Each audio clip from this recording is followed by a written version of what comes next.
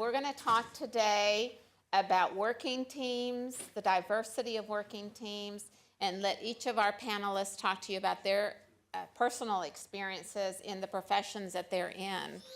I just want to introduce myself. I know many of you, but for those I don't know, my name is Doris Rousey. I'm the Executive Dean of Educational Partnerships at Brookhaven College. My background is in electrical engineering, and I had the opportunity to serve as the Dean of the School of Math and Science for some years before doing something new. But I want to, again, be ready to ask questions. This is not a formal session. We're going to be asking questions of our panelists, but certainly be thinking of what you want to gain out of this particular seminar, okay? So welcome again, and we're going to ask each of our panelists to introduce themselves, tell us a little bit about their title, where they work, and where they went to school to start with. Heather? So my name is Heather Hankemer. I am the director of TEDx SMU, but also an assistant director at the Lyell School of Engineering, where I am in charge of the STEM outward-facing programs that we do with middle to high school students. And I, what were we supposed to, I forgot. Where you went to school. Okay, so actually I started out much like you guys. I earned about 70 hours at Richland College and am currently pursuing my master's at SMU in STEM education. Thank you, Heather. Hello, my name is Kaylani Jackson. I work at Texas Instruments. I'm a business analyst in our IT services organization. And my background, I started as a developer, moved into audits, and then now am a business analyst in our IT organization. I have a computer engineering degree from Texas A&M University. Torrance Robinson. I am Senior Director of Global Community Affairs for Fluor Corporation. Also serve as President of the Fluor Foundation. I'll talk a little bit more about what Fluor does a little bit later, but I computer science degree from the University of Maryland at College Park. Hello, my name is Gabriela Canales. I went to school in Monterrey, Mexico, Monterrey Tech. Got a chemical engineering degree, and now I currently work as a project engineer for Hunt. I'm Enrique Marroquin. I'm the president of a company called Hunt Mexico, and also the senior vice president of in the same company of our power group, Hunt Power. I am a chemical engineer by background. I have a master's degree in chemical engineering from Waterloo University and an MBA from SMU. Thank you. Thank you very much. So tell us why you chose the profession that you're currently in and a little bit about how you got into that current position. Actually, I feel like my position chose me. I came to SMU to do some contract work and was only really planning on a stop off for about 9 months, and 5 years later, I'm still there. So I am very passionate about what we are doing with students, not only on campus, but off of campus, and ideas and sparking that imagination and conversation around things students can do and opening their minds up to more possibilities. And I believe that's it. Mm-hmm. So as I mentioned, I'm a business analyst in our IT services organization. When I was in college, I really liked computers. I liked computer science. I liked programming. And I also liked the hardware side, which was engineering. So I did an internship at Texas Instruments and was hired on in our IT services organization and have, as I mentioned, done lots of coding, and to get to my current position is I've moved more towards the people side, working with customers, kind of being the liaison between our customers and our technical folks, and I really like it. So,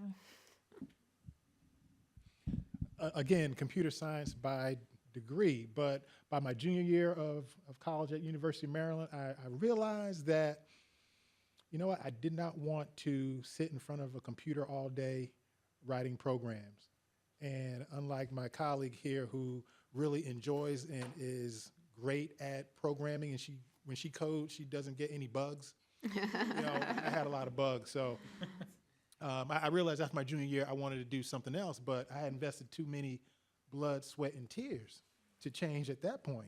And I enjoyed the technology. I mean, I enjoyed the challenge as well, but had a great opportunity to go out on a job shadowing with an IBM marketing rep. He was a technical sales representative, and I absolutely enjoyed the day that I shared with him, meeting clients and new customers, pitching, a new idea. This is back in the day when System 36, System 38 mini computers were the rage.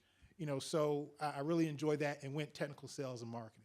Did that for a few years, and then had an opportunity to move to Texas and join a company. And I was in the marketing department, working with universities. That led to more general education support as well as broader community involvement, which lands me today in what I'm doing. That's the 60-second version. Good. Thank you, Torrance. Well, for me, it all started back when I was in elementary and high school, when I solved math problems and got that thrill knowing, when looking at the answer at the back of the book, that I had got the right answer. So I knew I loved math. So I knew I wanted to pursue an engineering degree.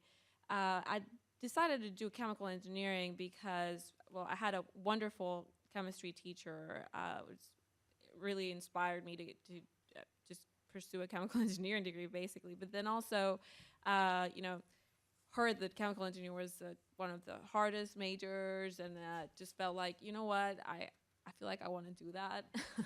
And in the end, really a degree, yes, it gives you the background, but you can do so much and so many different things that I'm not going to say it doesn't matter, but it's just, I don't know, you find something that you like, go for it, and then, Torrance, not programming anymore. I'm not doing chemical engineering right now, but anyways, that's how I studied chemical engineering. Thank you. I was really kind of nerdy when I was very young. So I could, I was saying this earlier to the other session, that I knew by heart all the elements in the periodic chart and the electrons and their number and the abbreviations and anyway, so that in chemistry that was golden. The professor in high school said you should study chemistry rather than chemical engineering. My dad was a chemical engineer, so he's like, nah, you should be a chemical engineer. So that had a lot of influence in my decision, obviously. But again, as I mentioned earlier, I really wanted to do computer science. And when I went to my dad and said, well, I want to do computer science, and he's like, you're crazy. There's no future in computers. What do you mean? You just focus on engineering. And it has been good, and it's been a good ride. Although right now I wish I had taken more seriously computer science, but I don't regret. The engineering has been great. Thank you. Thank you very much.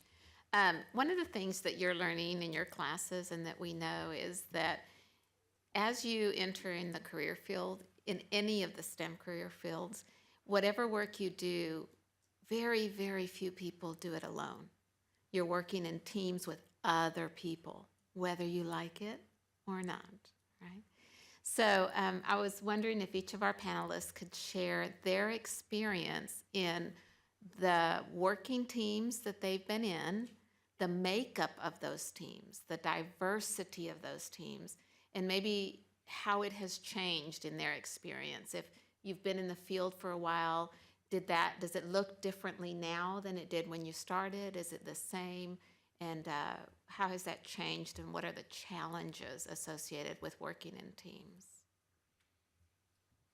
I think for me, I haven't, the teams that I get to work on, and I'm very lucky, are mainly cross academics. So we have 7 schools on university, and I get to work with the art school and the engineering school, bringing that conversation together about what design looks like. I also, get to work with faculty members a lot. We do, when it comes to planning summer camp and getting kids excited about engineering, I might call up, Torrance and have him come speak at a lunch. And, teamwork and different ages and backgrounds and academic versus non-academic, teamwork is very important. It's very important to learn how to communicate with the teams. And I see student teams. We require at the Lyle School that you do a freshman and a senior design project, which requires those students to learn how to work with each other and learn the pitfalls of, well, he's not doing his work, and what does that mean for the team? So I have a lot of teamwork. I don't think I do anything in a silo. So, and I don't know, I don't know that will ever change. I think that we'll always have teamwork.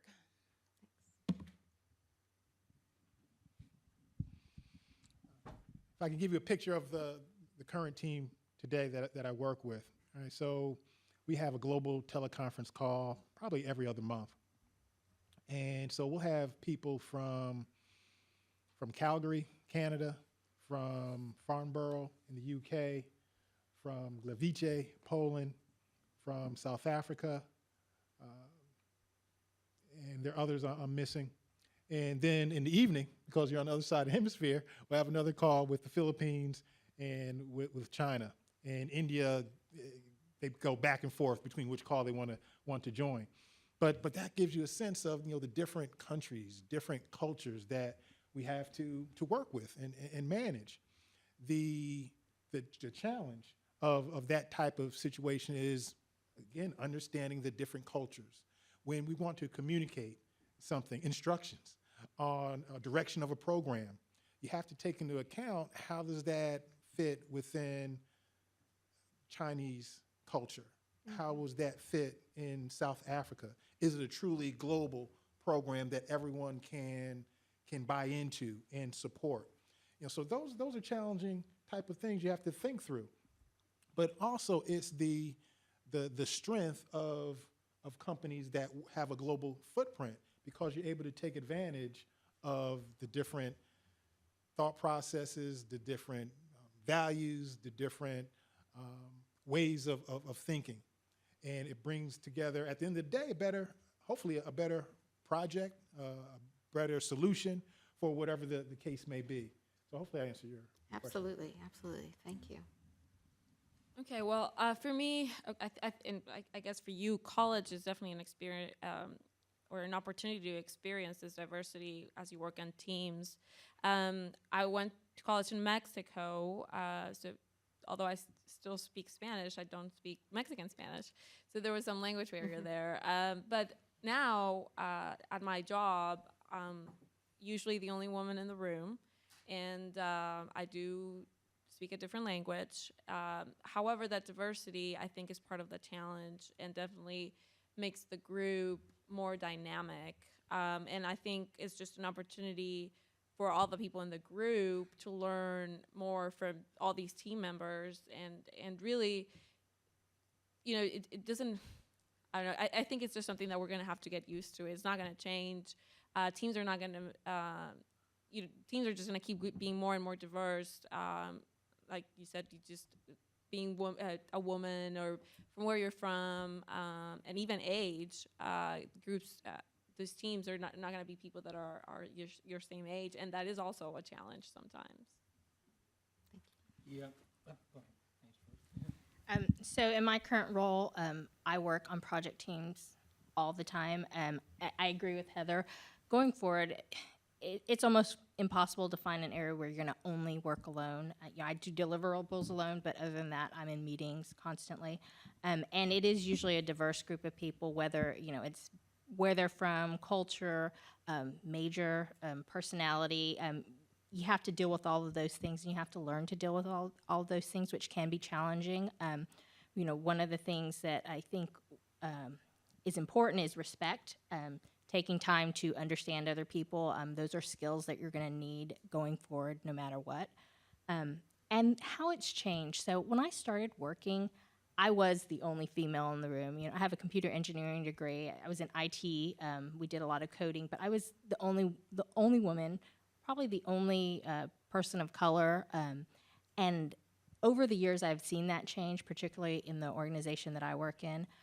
We are much more diverse. My current role, I work with women, men, people from China, Japan, India, pretty much all over the world, and that's a challenge in itself. But again, those things that I've learned, being the only person in the room like me, to being in a diverse group, I mean, has been helpful in understanding the more diverse world that we're getting towards. It's still not probably as diverse as we would like it, but you know, it's getting there. Hopefully soon. Yeah, no, very, very quickly. Many of the things that have been mentioned, you know, I don't want to repeat them, but there you start to see common themes and the workplace, you know, diversity, global, different beliefs, different religions, different ways of seeing the world, different you know, political inclinations. All of that is very real. And when you're your age, they're also there, but you're starting to develop those beliefs and those inclinations and those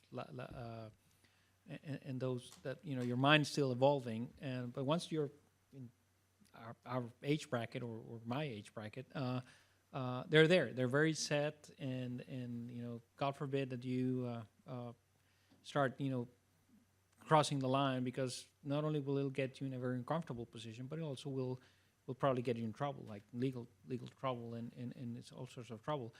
So the more, and the message is that you should look forward to working teams when you're in college. You at least can pick your teammates. In work, you can't. So, but look forward to that. Now, understand, you know, when somebody doesn't do their part of the work, and you have to carry him or her on your back, you know, piggybacking, and the free rider. That happens in work too, and in real life, and sometimes you might be the free rider, and sometimes there's be other free riders. So so develop those skills right now while you have that flexibility and open mind. And because again, when you get to my age bracket, you don't have that flexibility and open mind. You start getting to fixate on your way of doing things. Try to work on global teams if you can. Find people that are from other parts of the world, and because they bring a lot of insights and different. You know, some of us might have been fortunate enough to travel, but all those that are not yet fortunate enough to travel, you can learn about the countries by just interacting with your, you know, Japanese friends or your Chinese friends or your South African friends or colleagues. So that's where I'm going to leave it. But I would strongly encourage you to look forward to that while you're right now in college. Mm-hmm. Thank you. Well, following on what Enrique was stressing, I think it's very easy for you to hear over and over from your professors, from your mentors, from administrators, that you must be academically strong in your classes. I know that you all are striving for the high GPA, to know the content and the skills in mathematics and your technology area, your science area, your engineering field, because that's what gets you in the door. But maybe going back along with what Enrique was sharing, what advice, what would you recommend beyond the strong academics, beyond, you know, you suggested working in teams when possible. What other things, if you could go back to your collegiate career, say, I wish I would have done this, this, and this, and this, I would have been stronger than when I entered the corporate world? I want to go first because I didn't get to answer that one in the last panel. And I don't want to not answer it. I took as many engineering classes as possible, and with hindsight, you know, that was probably not the best idea.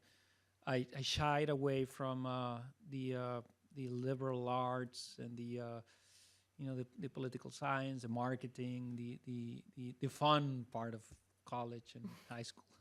I was all too focused on getting a 4.0 GPA, and almost did, and getting perfection. And that's an engineer. I guess engineers, we want to be perfect. There's no such thing as perfection. So what would I would have done? I would probably have participated in the you know, student council. I didn't participate. The friends of mine that did, I sort of saw them as you know, lazier because they didn't want to do their homework, and they were bringing, for instance, we brought, in my time, we brought Ronald Reagan to President Reagan to our school, and the group that did it, you know, gained instant fame, because, you know, to bring Reagan, it was he had just stepped down as president, and it wasn't easy to get him, particularly into Mexico. So, I mean, that type of diversity in the curricula would have been great for yours truly. Anyway, I'll strong look into those type of opportunities as well. Thank you, Enrique. Again, the academics are critical, right? Those are the table stakes. You have to walk in with, that above 3.0 average to have the type of opportunities I suspect you guys want. Outside of the academics, you want to be as well-rounded as possible. You want to be well-rounded. You want to know what your major is, understand the ins and outs of that, but you want to be well-rounded. I believe that's what employers want. I don't believe that, I know. This is what employers want. People that can be flexible, be mobile, be agile in their thinking, and the more exposure you have, not just to your STEM-based degree or major, but outside of that, the liberal arts, being able to communicate, being able to write well, punctuation, that's important as well. The thing that I wish I would have done differently in my college career, I minored in sociology, even though I think it helped me and perhaps influenced the direction that I went in terms of what I do today, but I wish I would have taken more business classes.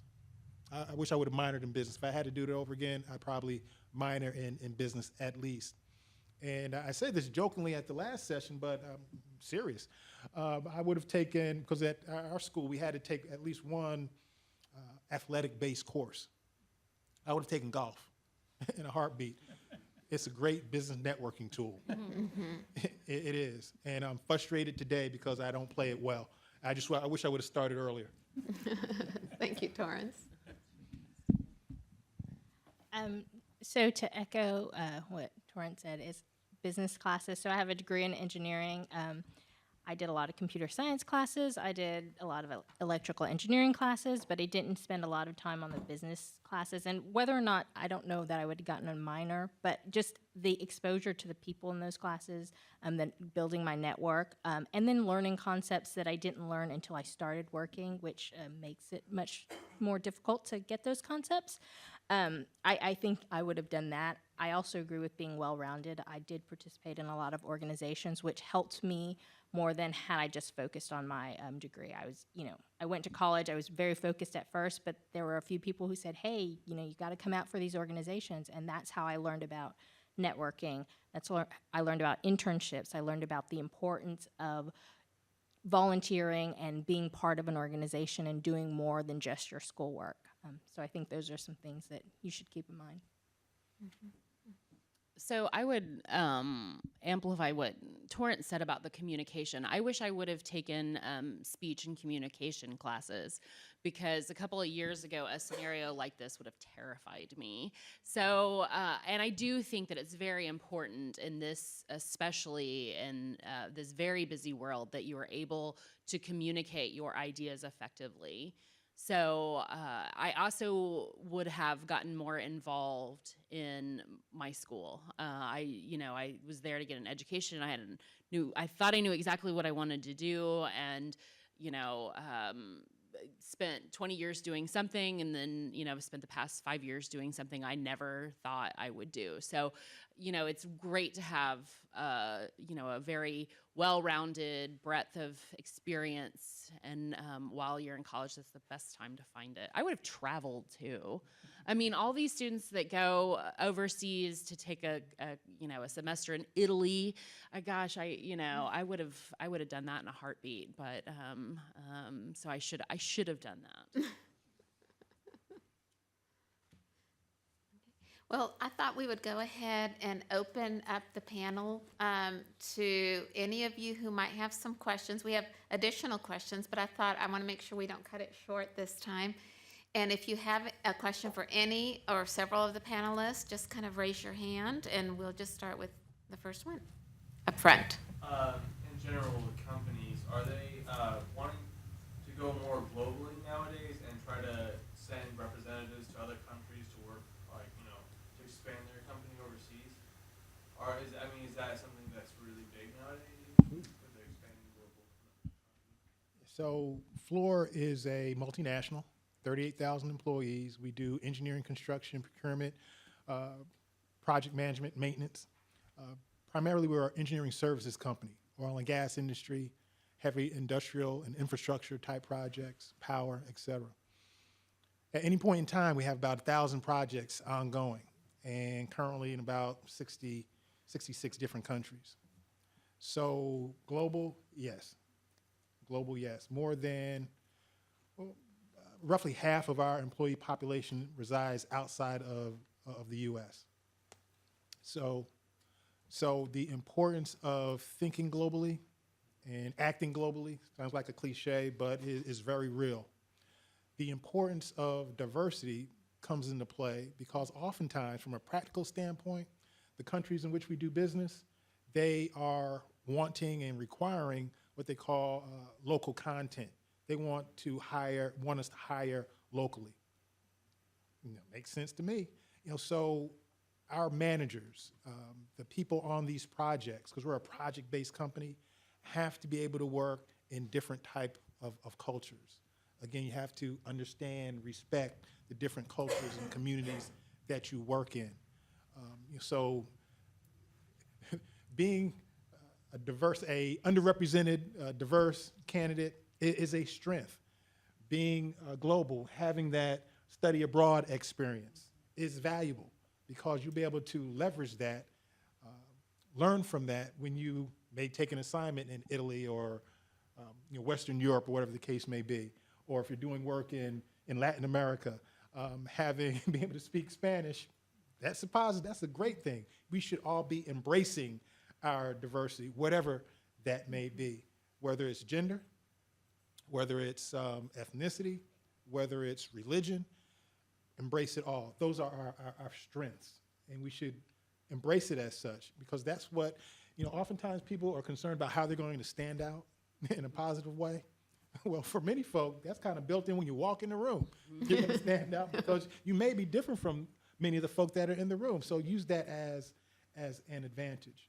I'm not even sure your question's about global. So yes, global is important. It's real.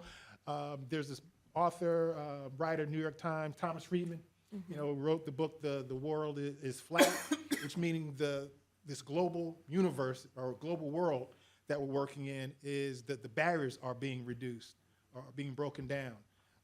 We're doing business all over the place. TI, global company, Hunt, global company, SMU, Dallas, but educating many around the world, and Dallas County Community College District. Look at this audience here. So yeah, global is important. That's just a follow-up question. I don't know if you guys will be able to answer this entirely, but the U.S. seems to not, we're not very diverse with our language learnings. While other countries have, their citizens learn, multiple languages easily, we're stuck with English. And I just want to hear y'all's opinion on how that will affect us in the future if we don't become more globally sound. I'll tell you my perspective because born in Mexico and Spanish my native tongue. And my dad said, if you want to be successful, you need to learn English. So we went to bilingual schools in Mexico. And I came several times to the U.S. for whether summer camps and that was very true, by the way. Back in the early '80s, Mexico. Some people I met in those summer camps didn't know where Mexico was. This is pre-Google, pre-internet, and but that was going back to those days. That was the my takeaway was, well, they don't care, right? And that was back in the 80s. Today, I can tell you that I see, at least here in Texas, I see that there's a bigger effort to integrate, at least with Spanish, because it shouldn't be lost on how fast the Hispanic population is growing, whether immigration or just natural growth. I think that it might be just that in the next 20 years, there'll be 2 languages spoken here, perhaps 3. depending on which other country also grows. Europe has been doing that for centuries. You know, the Dutch speak 5 languages because nobody speaks Dutch outside Holland. So out of necessity, they learn all those, to speak English and German and Spanish and French. I think eventually there'll be a necessity in this country, I don't know when, to learn additional languages. But I think it's changing. I guess compared to back to the 80s, it's changed a lot. And I would suggest, don't let that stop you, or as you get older, your children. I think it's important. I think there's great value, as Enrique's father said. He knew that for his son, it would be incredibly valuable for him to know English. The same is true for me. I'm from Colombia, and my father was a linguist, and we all had to learn 3 languages. And that was not negotiable. So English, Spanish, and French for me. But don't let that stop you. No matter where you are, what age you are, if you've never had a foreign language, that doesn't mean you can't on your own learn about the cultures, learn about language. It will definitely be an advantage in the workplace. Great question. Yes. What about Chinese or Arabic? Some of the Chinese in terms of business are really coming on. So if they were going to choose a language, would you recommend Chinese or what other language? Great question. Mandarin, sure. Spanish, sure. You know what? Any other language now? Obviously, there are significant differences between Spanish, Portuguese. They may be similar, right? But Mandarin may be totally different. But I think the fact that you have a second language under your belt, whatever that is, would be beneficial. When I've traveled abroad, I felt so inadequate because typically the countries that I've gone to, they can communicate to me in English, whether it's spoken well or they know a little bit of English. I couldn't speak any Mandarin. Could not speak any many different dialects or what have you in India. But it's definitely a value, whether it's Chinese, whether it's Spanish, French, what have you. Speaking another language, I think, has value, and I think it helps one in their communication skills and understanding. You just have a more content from which to work from and pull from in terms of understanding people and communicating. Absolutely. Do we have any other questions? In the very front here, in the red tie. As with working with teams, how do you make sure that you maintain good communication and chemistry?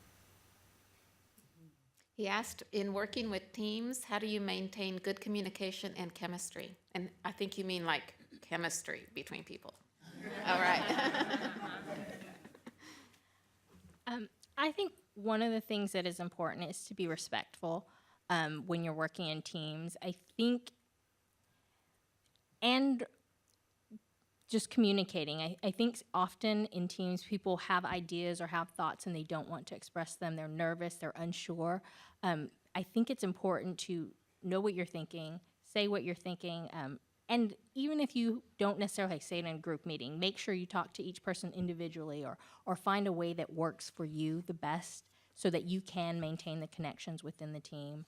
And do it in a respectful way, because if you treat people with respect, they'll respond to you in kind most of the time. And occasionally you have that hard person that you're working with, and you just have to know that and sort of deal with them the best you can to get whatever you're trying to get done completed. So I'm a logistics person, and I look at everything very logically and start from where I want to be and work backwards. So my 2 suggestions for teams, because I manage a ton of them when I'm doing events. I'm probably not the person ordering the food, but I'm making sure it's getting ordered. I would say set regular meetings if possible. We meet every Monday at 2. And then set deadlines. We've got to go to print on the book by September 21st. So back that up 2 weeks. We've got to have content ready to edit. Back that up to, so literally look at it as a putting down on paper specific deadlines and meetings to make sure everyone's on track. To be a good communicator or understand in the team what's going on in the team dynamics, you have to be a good listener. And some of us, we love to talk, so typically when you're talking, you're not listening. So sometimes it's good to just stop and listen. And by listening, I mean hearing the noise, but listening, looking at body language, looking at somebody ask a question and then you answer it, and that person just seems, starts, contorting in their seat, and that means that the answer wasn't the right answer. You didn't say what he or she wanted to hear. So I strongly encourage that. Become good listeners and understand the nature of where the other person is coming from. And because when people say, well, nobody understood what I said, the problem is not theirs. The problem is yours, because you're not listening and you're not telling, or you're not basically getting the message across. Believe me, that's a very good question, because in teams today, that's, in my opinion, that's the most common cause of failure. The lack of communication. And it could be because there's lack of chemistry, but chemistry, again, as I mentioned earlier, you don't get to choose who you're in work. You don't get to choose who your team. Some companies you do, but in the majority of them, you get what you get. So you need to develop that chemistry by understanding what the other person is, who he is or she is, and just listen. I think we all like to be heard and listened to. So. Anybody else?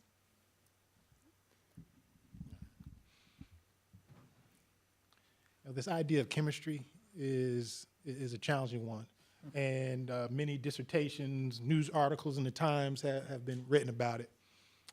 In the context of this session, I was thinking about how to express how it feels for someone who may be one of the few that looks like themselves in that particular meeting, that particular room.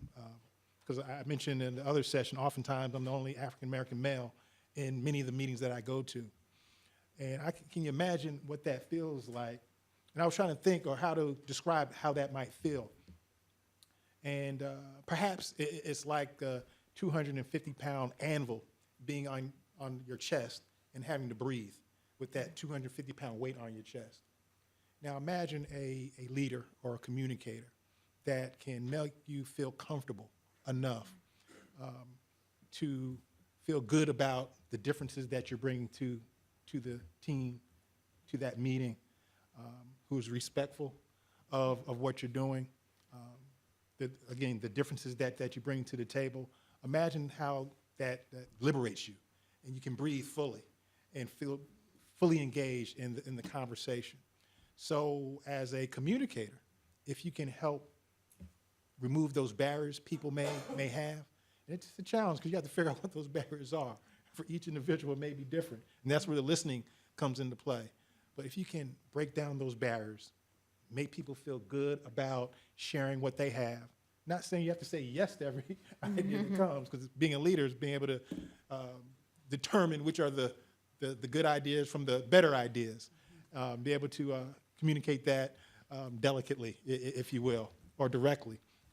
But I think that has a lot to do with chemistry. People feel empowered, feel valued, that you've listened to them. That will go a long way. That's an excellent question. We had another question, someone else. Yes, please. As professionals, how do you deal with failure? I mean, when something doesn't go your way, or something doesn't work. Because for us, students might be different. Maybe we deal differently, but once you become professional, is there any failure, and how do you deal with it? Yes, that's very tough questions. So I don't know. I would love to go first.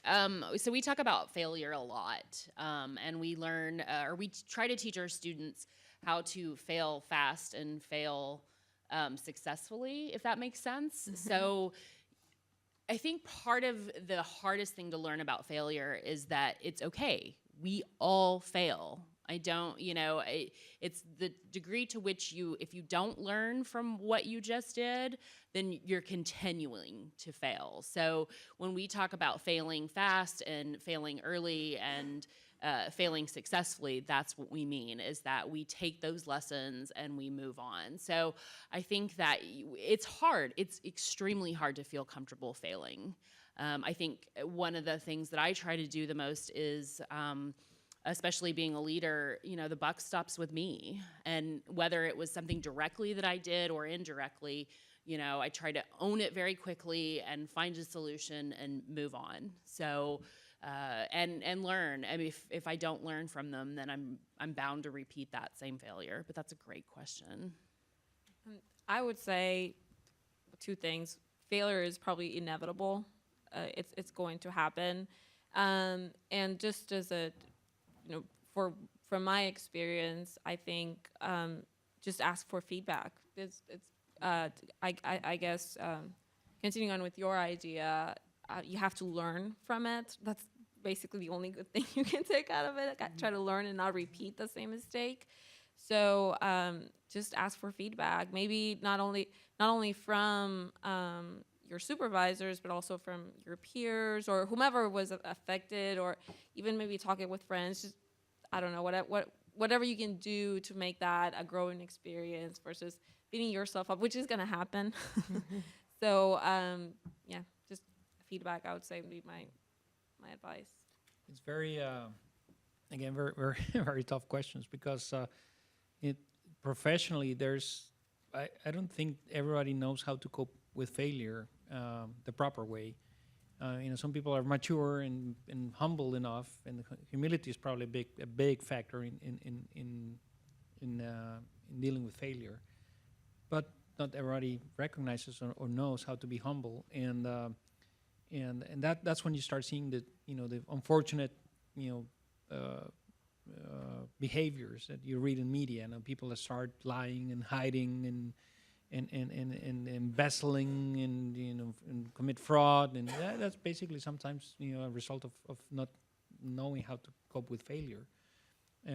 So my suggestion for you all would be start learning how to fail at this age, and there's multiple ways. That necessarily means that you bet all your savings in the stock and fail and go back to your family and say, well, guess what, Dad, I blew out my tuition because this guy told me to learn how to fail.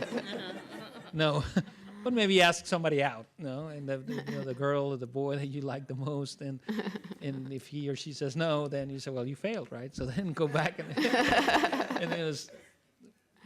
learn earlier, or pick the hardest class, the hardest professor. And like he's very hard, and you're not gonna get the A, but you got a B, but it's a hard-earned B. Mm-hmm. Well, you might say I failed because I didn't get an A, but I learned a lot how to cope with that, strong emotion.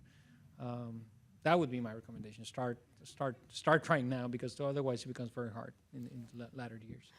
That's excellent. So it hurts less later, is I think what he's trying to say. Do you have any other questions? Well, something do I add something? Sure. One thing that I learned from failure myself is that if I've failed, it just sets the standard for me, and I know how much harder I have to work in the future. Mm-hmm. So I don't mind failing because I know that it's just going to be that much more challenging, and I can work harder, and I know how hard I need to work in the future. Absolutely. And I think all of you, how many of you are engineering? Okay. How many of you are math majors? Okay. Technology? Technical areas? Okay. What have I missed? Science areas? Okay. In all of those areas that you're pursuing, there is a sense of accountability, strong ethics, and obligation that's associated.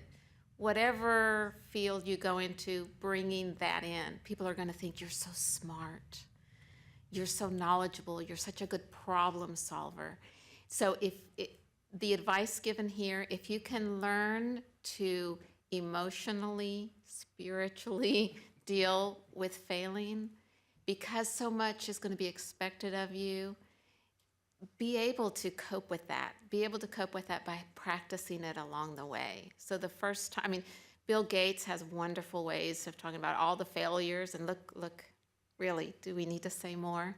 So I think you need to own it, and by owning it also, be able to admit when you fail. People will respect you much, much more when you do that. So we are out of time. I want to give a round of applause to our panelists.